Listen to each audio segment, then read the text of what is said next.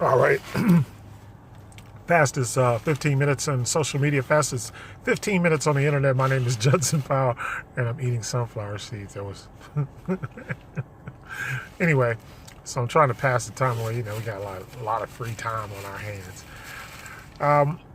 Want to basically talk to you about like where do you go from here? All right. So now, if you're rich, just keep on doing what you're doing. If you're not rich, or if you like on the borderline being rich, I just want to talk to you about some economic stuff. Okay, first of all, wait just a little bit longer, because like after all this stuff goes on, I'm gonna tell you the first thing that's gonna happen is we're gonna go into a recession, then into it. Well, we're in the recession, then we're gonna go into a depression because nobody's gonna have any money. All right, and so I put on my timeline the other day that the biggest transfer of wealth since slavery is going down. And it's going down right now. Okay, remember, we went from slavery, all right? Then when slavery ended, we were still a farming society, all right? The next big thing that happened was what? The Great Depression. And we went from what? Being farmers to what? To being a industrial type of, world, or well, not world, but kind of nation. Then now this transfer is from being from all the industrial stuff now to basically being a technology run and fueled, like, age or whatever, because we really don't manufacture. Just like everybody always talk about how the Chinese are manufacturers. Why? Because the Industrial Revolution made it so that basically the economic situation in America was not able to stand up to the amount of money that it took in order to pay workers, and we unionized. So in one way, yeah, unions were good because it enabled people to have a good living. But on the other hand, it was bad because then there was hard to get, and so a lot of companies did not do business in America. They took their business overseas. So like your Air Jordan, I hate to put Jordan out there like that, but like your Air Jordans and stuff like that, they're built in Indonesia. They're not built here. They're not made here. Most of the stuff, in fact, most stuff is made usually either somewhere in Asia or somewhere in South America or Central America, because they can get what? They can get cheap labor. All right, you're not going to get somebody to come to the United States of America and work for peanuts. Americans are not going to work for peanuts, whether they be black, white, or green. All right. The next thing is, and just like when you call, your bank or you call your cell phone company, who do you get on the line? And I'm not saying this to be racist. I'm just saying that, look, you do not get, and 9 times out of 10, you don't get an American until you maybe have to escalate the call, and then once you get to a certain point, you get somebody at the top of the food chain, in the managerial chain, who's going to be there. So basically, and what happened? So let me kind of explain what happened. When the country went from being a farming society to being a manufacturing society, okay, that's what caused the Great Depression. If you go back and you really look into it, what caused the Great Depression was all of the people who were running the farms and all of that, they basically did the same thing that they're doing now. All the people who are running, and I'm sorry, and the other thing that's being divested is retail. Okay, so if you notice, all of the malls, like the malls are not, sustained like they used to, and all that kind of stuff. Why? Because everything is going to virtual, so everything is online. That's basically what Amazon is. Amazon is just a virtual world. You can go in there, you can literally order, just like in the old days, like my mother in those neighborhood, you could go and you could order a house from Sears and Roebuck and have them, a prefabricated house, and they would deliver the house to you. Well, same thing now, except for now it's not a catalog, now it's online.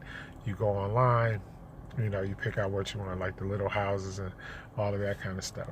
So what's basically happening is that right now, all of those people who were in retail and who were in other industries that were mostly what we call brick and mortar, which were, you had to have a supply chain or whatever. Um, Basically, those companies are going to go out of business. Retail, a lot of retail stores are going out of business. Macy's announced, like everybody knows, Macy's announced that they're closing down all these stores, and eventually, and that's how come, and that's also why Amazon passed Walmart as being, has been, huge, because they're, even though they're not considered to be, a retailer, but, Bezos is the richest man in the world now, not even Bill Gates anymore. So here's the thing. So all of those people that own those companies that are becoming obsolete, basically what they did was they withdrew all of their money from the stock market. So for example, the Walton family took 58, it was a 48 or 50, anyway, it don't matter at that point, 50, let's say $50 billion. They took $50 billion and put it into their family trust, which means that, like, when you, and that's like something that a lot of black people don't realize. So they took that money and they put it into their family trust, which means the money can't be touched except by their family. So, it can't, as long as it's in that trust, it can't be touched. All right. And so they're just going to sit on it. And if they probably, and I'm sure they'll find a banker who will loan them money against it if they actually need money. But basically, like, it's almost like at Hampton University, where I went to college, they they have an endowment, okay, and so they don't touch the endowment. They run the school off of the interest or off of loans or off of money that's donated. So the endowment just keeps growing, right, because of interest. So what they're doing now is basically everybody is taking the money out of the stock market. So that's why the stock market has fallen. That all those Congress people that we saw that that got rid of their stock, basically they got rid of all their stock. They knew what was coming. They already knew that this was about to go down. So, and then the next phase. So one, you had everybody divested from the stock market, which is why the stock market is crashed. Right now, the stock market has no money in it. All right. I mean, you got a little bit of money, but it's not enough. Put it this way, it's not at the rate that it was when Trump took office. And actually, the stock market was doing pretty good while Trump, Trump's first year and a half or so. All right. So then, the next thing is the debt. All right. The Fed. Okay. Basically, let me explain how that works. The Fed. Which is crazy because they got the best gig in town, because basically what do? They print money, they give you money, but it's not backed by anything, which is why the value of the dollar is going to go down. Why? Because they know that they're flooding the market with $1 trillion. They are actually flooding the market with $1 trillion a day.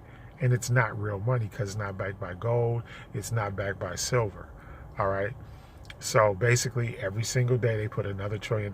We're already in estimates like $24 trillion in debt. So you say, who do we owe that money to? We owe that money to the Federal Reserve, and the Federal Reserve owes it to the World Bank, who owes it, to other countries like China. China had, like, the last time we were like really in a recession, we owed a lot of the money to Japan. It's like Japan owned like the buildings on Wall Street and stuff like that, because that was the only way that they could back the debt.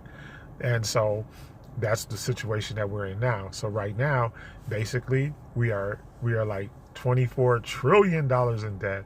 Our stock market is crashed.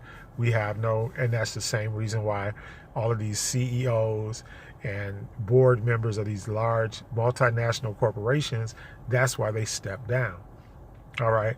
They step down because they don't want to be seen as the one that's blamed. And the other thing is, whenever a CEO or a board director or a big time board member steps down, what happens? They get a severance package. So they get millions of dollars, when they leave. All right. So they get all these millions of dollars. So what are they doing? Basically, they're going to hold that money. They're not going to put it back, which is where the lie of trickle down economics comes from. So the money is they're supposed to get, the rich people are supposed to get all the money, and it's supposed to trickle down to the middle class and the poor. Never happens. Okay, and then the final piece of the draining puzzle out of the economy is the tax cut, and which is what really started the ball rolling. And they knew that it was going to do that. And what did they do? Okay, so the last couple of years, they didn't have to pay taxes. Oh, that's not the last thing, but they didn't have to pay 30%. All the corporations paid 30% less tax, which wound up being billions of dollars. So what did they do? They bought back all of so they used the tax cut to buy back their stock. Okay, the stock that they had that was out there that was publicly issued. They bought it back, and then what did they do? They sold it. They divested of it, and they turned it what? They turned it liquid. They turned it into cash. Okay, and so what did they do? Then that's another thing that fueled the falling of the stock market, because they took all their money back. And what did they do? They just hid it. All right. So that's the other thing. And then the final step and the linchpin will be the corporate welfare of this stimulus check that they're about to give us for the coronavirus, because they're going to give everybody $1,200, but really it's corporate welfare, because who's going to end up with the money? The people that everybody is in debt to. Remember, there were 6.6 million people that filed for unemployment. All right, all of the money that whoever gets money back from the stimulus package is going to take that money immediately. It's not, how we talk about how money stays in the neighborhood or stays in somebody's community for a certain amount of time. That money is not going to stay with us for any amount of time. People are going to get that $1,200, even let's say if it was $3,000, they're going to get that money. And what are they going to do? They're going to have to pay their bills off. They're going to have to pay their rents. They're going to have to pay their mortgage. And the stimulus package also includes a generous, kickback to people that own real estate. So that's what I'm trying to say. So it's all a big economic game, and that's what the coronavirus is all about. It has nothing to do with the virus. They could have kicked this virus.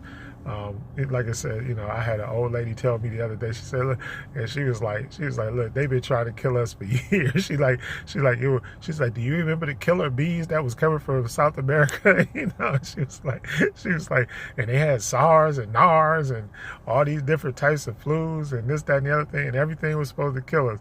And she was like, and then she looked at me in the face, and I was like, I get your point, and I got her point. So that's the thing. So just remember that this whole thing is a transfer of wealth. So now they have taken all of the money out of the economy, and so now we're going to have to which is the same thing that Bush did, because as Silicon Valley started up and all the jobs turned into tech jobs, well, now they're going to turn even more into tech jobs, and even there's going to be, and actually it's like preparing us for what the future is going to be, because everybody's going to be working from home. It's not going to be a whole lot of brick and mortar industry. Not going to be a whole lot of that anymore. Everything is going to be virtual, and so you're gonna start seeing more and more businesses, and as the depression goes on, you're going to see all these businesses start to collapse. And they're going to fall apart. But the people that own them, they already stole all the money out of the business. There's no money left. So their families will be set. And the poor and the middle class will be struggling, trying to regain the economy and put the economy back up. Oh, and one other and that's how come they put that thing in there for real estate owners, because they know people are going to end up losing their property. So quickly, what you do is, after all this stuff goes through, invest in gold, because gold is backed. All right, it's gold. And invest in property. Gold and property, because those are two things that they're not going to make anymore, like they always say. So invest in gold and invest in property. Even if it even got to be great property, just get some property. All right? Because those are the only two things. That's why they call it property. That's why they call it real estate. Anyway, that's the fastest 15 minutes. I'm over time, but I love you. Take a listen to this. Listen to it twice. Listen to that. You need to listen to this one 3 times. I love you.